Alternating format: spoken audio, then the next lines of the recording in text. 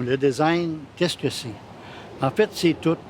Tout ce qui concerne le plaisir d'être, le plaisir de vivre, le plaisir de toucher, le plaisir de tous les sens, en fait. Le design doit satisfaire tous les sens humains.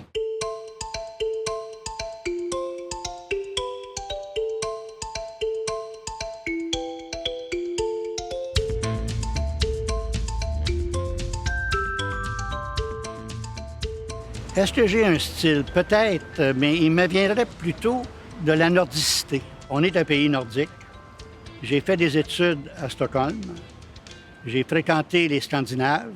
J'ai admiré les Scandinaves. J'ai désiré être Scandinave.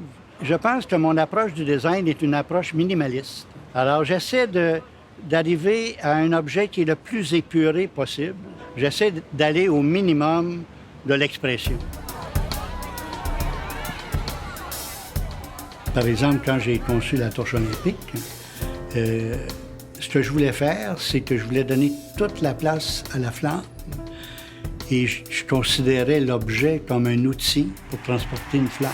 Et ce sont des flashs électroniques partout dans le... Souvent, les gens me demandent d'identifier quel est l'objet dont je suis le plus fier.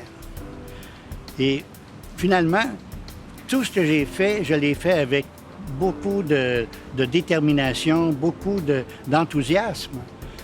Évidemment, il y a des projets plus importants de par leur côté emblématique, comme par exemple la torche olympique. C'est sûr que des centaines de millions de personnes ont vu la torche olympique. Mais par contre, une bouteille d'eau de Javel, qui est un produit de commodité, peut donner du plaisir à transporter, à utiliser, à verser. Alors, chaque objet a son importance. Mais c'est sûr que les projets emblématiques, comme ici, on a le quartier international, les gens apprécient. Il suffit de venir le midi pour se rendre compte que tous ces bancs sont remplis. Là, hein? Alors, c'est un plaisir de constater que les gens aiment son travail. Ce qui m'intéresse dans le design, c'est le défi. Le défi de créer une forme qui va d'abord me surprendre. Parce que si je me surprends, j'ai de bonnes chances de surprendre le consommateur.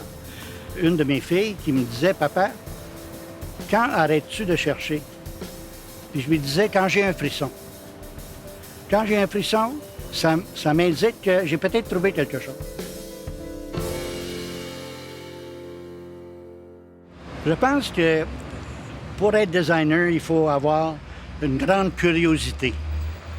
Il faut écouter. Il faut lire. Alors, finalement, il faut stimuler son imaginaire. On peut exprimer la solidité, on peut exprimer la robustesse et en même temps exprimer l'élégance. C'est un peu ce qui est arrivé avec le Bixi. Quand j'ai imaginé le Bixi, la première image qui m'est venue à l'esprit, c'est le boomerang. Parce qu'un boomerang, ça revient. Et je l'ai exprimé dans le cadre. Et finalement, c'est devenu la signature du Bixi, qui a été imitée finalement par des concurrents.